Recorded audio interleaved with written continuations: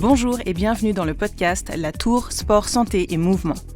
Dans cette série, nous faisons la promotion d'un style de vie sain autour de l'activité physique et du mouvement.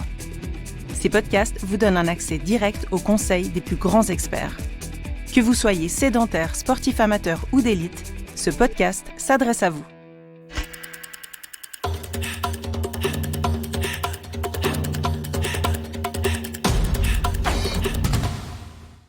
Je suis Sarah Chiarello et aujourd'hui je suis en compagnie de Julien Astoric, physiothérapeute à l'hôpital de la Tour, et Montserrat Belmonte Blanco, une patiente qui a récemment subi une opération suite à une fracture de l'épine tibiale. Julien Astoric, vous êtes donc physiothérapeute aussi pour l'équipe nationale suisse rugby à 7 et vous vous occupez de la réathlétisation du Servette Rugby Club à Genève. Montserrat Belmonte Blanco, vous êtes juriste pour la ville de Genève et vous avez 44 ans. Tout d'abord, Montserrat, racontez-nous, qu'est-ce qui vous est arrivé ? Alors, à la suite d'une journée de ski avec mon fils à qui j'apprenais à skier, nous avons décidé de descendre la dernière pente et j'avais mon fils entre les jambes pour descendre. Et son ski est venu se glisser sous le mien, ce qui fait que je n'ai plus du tout maîtrisé ma jambe droite. Nous sommes tombés, nous avons roulé sur un certain nombre de mètres. J'ai entendu un gros crack dans mon genou. Et puis après, je me suis relevée. J'ai redescendu la piste avec mon fils. Je suis allée rejoindre un téléski et puis après un télécabine et je suis rentrée à la maison. Donc là, on est à 10 mois à peu près depuis votre opération. Comment s'est passée l'opération avec le docteur Alves ? Très bien. Je n'ai pas de souvenir de l'opération en tant que telle. Je me souviens juste que j'ai quand même eu mal au réveil. Mais bon, la prise en charge était vraiment excellente ici à l'hôpital de la Tour. Et après, tout de suite, ce qui m'a étonnée, c'est que tout de suite après l'opération, la rééducation a débuté, en fait, puisque j'ai commencé déjà à me mettre sur la jambe opérée quelques heures après l'opération. Julien Astoric, tout d'abord, la fracture de l'épine tibiale, c'est une blessure parmi tant d'autres, notamment à ski. Pourquoi en parler aujourd'hui ? On en parle parce que Montserrat, c'est un cas un peu particulier, dans le sens où, chez les adultes, en priorité, c'est les LCA, les ligaments croisés antérieurs, qui sont rompus sur ce genre de torsion, notamment à ski. Et là, c'est un peu particulier parce que c'est pas le ligament en soi qui a été rompu, ça a juste tiré là où le ligament s'insère. Donc ça, on le voit par exemple chez les enfants, notamment parce que le ligament est plus fort que le cartilage de croissance et en fait, ça arrache un petit bout de cartilage de croissance. Donc Montserrat, ça ressemble à une blessure, on va dire, qu'on voit régulièrement et qu'on traite régulièrement ici, qui est la rupture du ligament croisé antérieur. Mais c'est un peu plus complexe, un peu plus spécifique parce que c'est pas le ligament, c'est au niveau osseux que ça a été arraché en fait. Quand a débuté la prise en charge en physiothérapie ? Le jour même, c'est-à-dire que quelques heures après l'opération, Montserrat, donc il y a des physiothérapeutes du service qui sont montés la voir et qui lui ont aidé à se mettre debout pour la première fois post-opératoire. Et après, donc pareil, le matin et l'après-midi, pendant quelques jours, les premiers jours de son séjour à la Tour, elle était vue par des physiothérapeutes. Et ensuite, elle a commencé directement en bas dans notre gymnase avec donc Caroline Princé, ma collègue et moi-même. Comment ça se passe concrètement après l'opération ? Quelles sont les consignes des physiothérapeutes ? En fait, nos consignes dépendent du chirurgien. Donc là, pour Montserrat, les consignes, c'était donc de faire de la rééducation à la marche. Et elle avait une autorisation de 15 kg sur son membre opéré. Elle avait une flexion maximale de son genou à 90 degrés. Et du coup, nous, tout part de là pour nous. C'est-à-dire que donc les 15 kg, c'est pour 6 semaines et les 90 degrés, c'est pour 4 semaines. Et après, nous, on s'adapte à ça. Le premier rendez-vous, c'est un bilan. Donc on regarde justement, est-ce qu'on arrive déjà à 90 ou pas ? On cote la douleur entre 0 et 10. On regarde si elle a une contraction du quadriceps, parce que sur les gens opérés du genou, c'est quand même ça le plus important. Et c'est, on va dire, d'un assez bon pronostic d'avoir le quadriceps qui flash. Donc ça, pareil, dès le post-opératoire, on vérifie qu'elle l'est. On regarde aussi la périmétrie, donc la circonférence de la cuisse, voir s'il y a un œdème qui est important ou pas. Et en fonction de ça, on adapte la prise en charge sur les premières semaines. Montserrat, lorsque vous avez eu l'accord pour la reprise d'appui, comment ça s'est passé ? Comment vous êtes sentie ? Beaucoup d'appréhension liée à la douleur, parce que j'avais quand même eu très très mal au moment de la chute, puis après aussi au niveau de la prise en charge et c'est la peur qu'effectivement cette douleur revienne en fait. La physio qui était venue me voir m'avait fait poser le pied sur une balance pour que je me rende compte de ce que ça représentait 15 kilos, parce que c'est extrêmement abstrait pour nous en tant que patients, et puis de voir justement jusqu'où on pouvait aller. Et puis j'ai vu le chiffre 12 apparaître, puis je me suis dit non, je vais m'arrêter là parce que j'avais peur de faire plus. Donc voilà, après c'est d'écouter le physio, puis de faire les exercices. Ce qui est le plus difficile, c'est de se rendre compte qu'en fait, tous les gestes qu'on a l'impression de faire de manière automatique et quotidienne, on se rend compte qu'on n'arrive plus du tout à les faire. Et ce qui était perturbant tout au long de la rééducation, c'est de se rendre compte qu'en fait, je pensais commander moi-même ma jambe, puis de lui donner des ordres, genre tu te lèves, tu vas te plier, tu es souple, tu peux marcher. Et en fait, de me rendre compte que j'avais beau donner, moi, l'impression de donner l'instruction depuis mon cerveau, qu'en fait, ma jambe ne le faisait pas. Je me suis retrouvée bloquée devant simplement un obstacle, à devoir juste lever la jambe. Donc, c'est simplement le geste de monter les escaliers et de devoir réfléchir et dire non, maintenant, il faut que je me concentre, je dois lever la jambe. Et puis de me rendre compte que ma jambe ne m'obéissait pas, quoi. C'est-à-dire que j'étais face à cet obstacle et que je n'arrivais plus à avancer. C'est le côté le plus perturbant, en fait, dans la rééducation.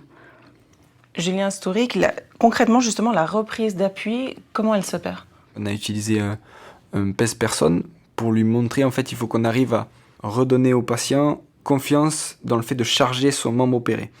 Et du coup, on utilise un pèse-personne au début pour lui montrer que jusqu'à présent, on était autorisé jusqu'à 15 kg et que progressivement, on va charger de plus en plus. Donc, on lui montre avec un feedback visuel qu'elle peut charger sans douleur. Et après, on essaye de lui refaire faire la même chose, par exemple, les yeux fermés. C'est-à-dire, on va réessayer, là, on est monté peut-être à 20 kg, on va essayer de faire la même chose, les yeux fermés, juste pour qu'elle sente sous son pied ce que ça fait de charger à 20 kg sans douleur. Après, pareil, avec les cannes anglaises, on passe par exemple d'une marche avec 2 cannes anglaises à une marche canne anglaise mais alternée. Donc, c'est-à-dire qu'elle va décharger un peu moins avec ses bras, puis après, plus qu'une seule canne du côté opposé au membre lésé, pour remettre, on va dire, en contrainte petit à petit et progressivement, c'est ça aussi qui est important, le membre opéré. Montserrat, comment se déroulent les séances de physiothérapie ensuite ? Là, j'avais un planning assez strict fait par Julien et Caroline, qui étaient mes 2 physiothérapeutes, où je les voyais 2 fois par semaine.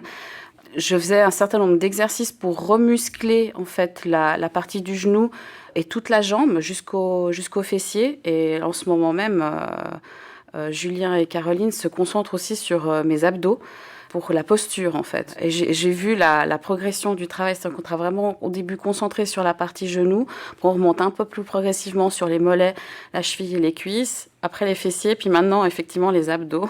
C'est pas évident, hein. Faut pas croire que c'est une séance de plaisir. J'en rigole, mais je parle des fois que c'est des séances de torture. Parce qu'on est là à faire des exercices. On sait que ça fait du bien, mais c'est dur sur le moment. Ça peut faire mal. Mais c'est pas les mêmes douleurs. Ce qu'il y a, c'est qu'il faut justement passer outre cette appréhension d'avoir mal. Il faut vraiment avoir pleinement confiance en son physio il nous connaît au final. Il connaît parfaitement la structure musculaire et osseuse. Et je sais que les exercices qu'ils me font faire vont dans le sens d'une guérison. Donc, il faut aussi lâcher prise. Est-ce qu'il y a des exercices que vous préfériez à d'autres ou des exercices justement qui étaient vraiment des masses à faire ? Alors, Julien adorait me faire des squats avec des poids. Ça, effectivement, c'est assez terrible. En plus, devant un miroir pour effectivement bien corriger la posture. Et avec Caroline, c'était couchée sur un appareil où elle me faisait pousser avec la jambe droite surtout. Et elle s'amusait à me donner « Ah, mais c'est trop facile !» Et puis elle me mettait 45 kilos. Et puis « Vas-y, soulève !» Et puis je me dis « Oui, bien sûr, trop facile !» Mais ce que j'aimais, ce qui est offert ici à l'hôpital de la Tour, c'est qu'on le fait beaucoup en salle, mais j'ai aussi la possibilité de m'entraîner sur l'espace extérieur.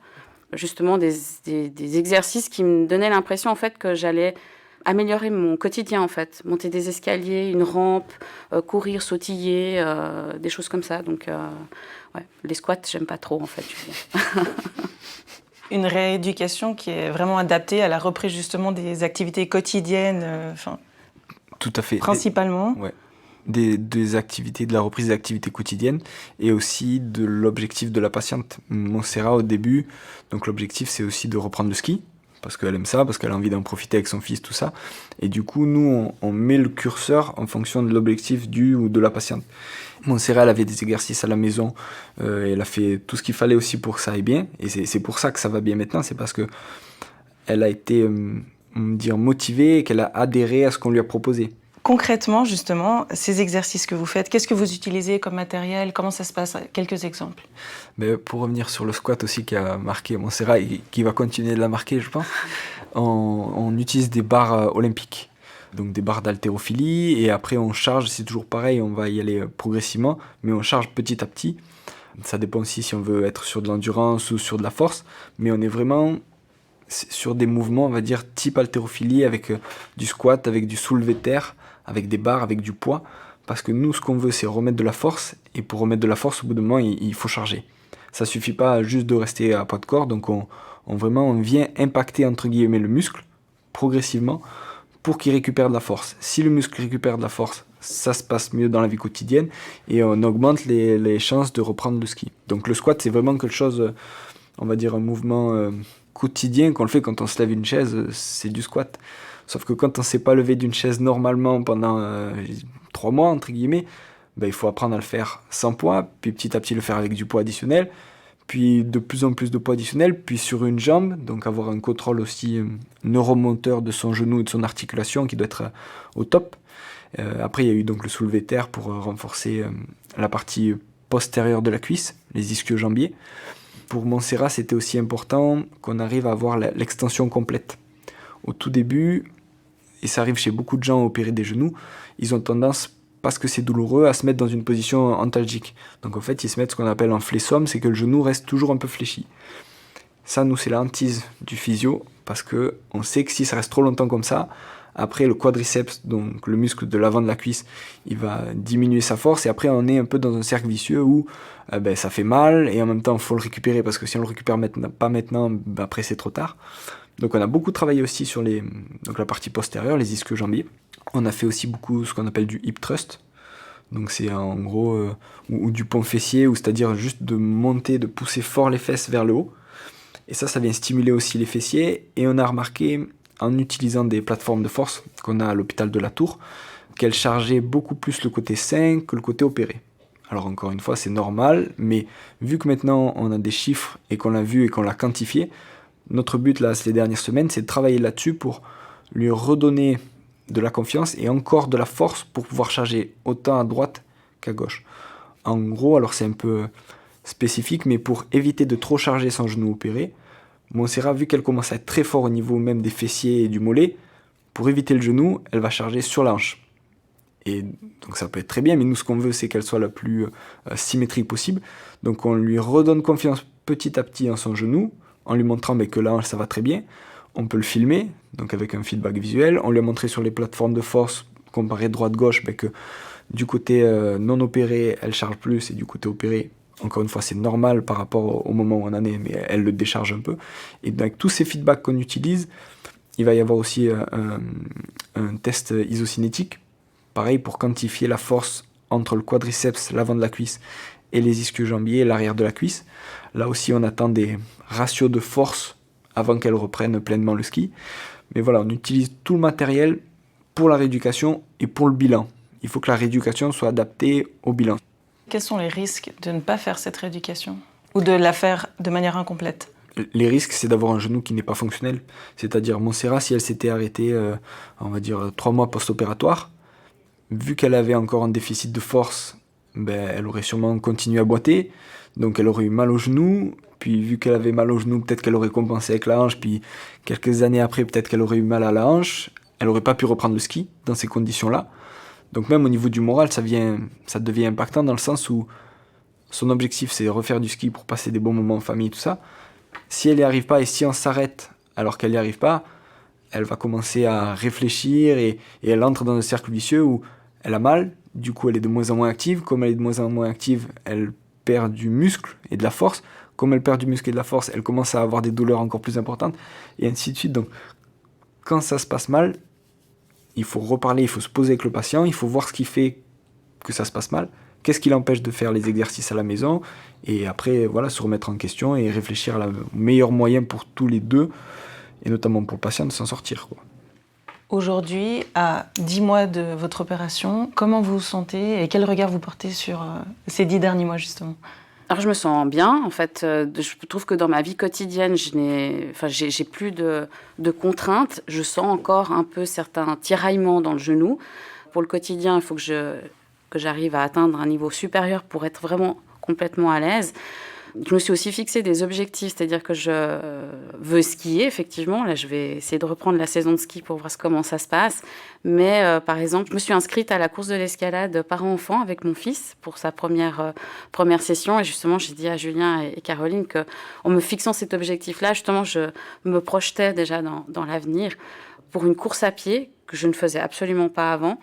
Voilà, pour me donner à moi un point en plus que simplement récupérer la mobilité, parce que finalement, je l'ai déjà, en fait, aujourd'hui. Donc, il faut essayer d'atteindre quelque chose de plus haut. Mais sur ces 10 mois, il y a eu des moments faciles où on sentait la progression, puis il y a des moments où on sent qu'on stagne. Et c'est là le plus dur, en fait, c'est de ne pas baisser les bras en se disant je vais pas y arriver, ça va pas s'améliorer, parce qu'il y a des séances qui se passent plus ou moins bien. Certaines, où on sort de là, on a l'impression qu'on s'est fait rouler dessus par un rouleau compresseur. Et puis d'autres, on sent cette légèreté, en fait, à la fin de la séance, où on se sent bien. On se dit, ah ouais, là, j'ai pu soulever, je sais pas, 45 kilos, je me suis levée, j'ai pas eu mal. Mais c'est vrai que le travail du physio, c'est à chaque fois d'aller pousser un peu plus. Donc voilà, c'est des moments pas forcément faciles en séance, mais aujourd'hui, je vois les résultats et je suis vraiment extrêmement contente, en fait. Le véritable, je dirais, challenge est relevé. Maintenant, il faut que je chausse une paire de skis et que je dévale les pistes pour voir si, effectivement, je me sens tout aussi à l'aise qu'avant, parce que j'ai 44 ans et je skie depuis l'âge de 3 ans. Donc voilà, c'est le premier accident grave que j'ai eu et j'ai pas envie que ça s'arrête là. Surtout que j'ai un enfant qui doit justement se lancer à dévaler les pistes et j'aimerais être là avec lui. Donc voilà. Montserrat, merci beaucoup d'avoir partagé votre expérience avec nous. Se fixer des objectifs réalisables, on l'a compris, pour le patient et surtout adapter la rééducation post-opératoire à chaque patient. Julien Astoric, merci aussi beaucoup pour ces explications. Merci à vous. Merci à Montserrat. Merci.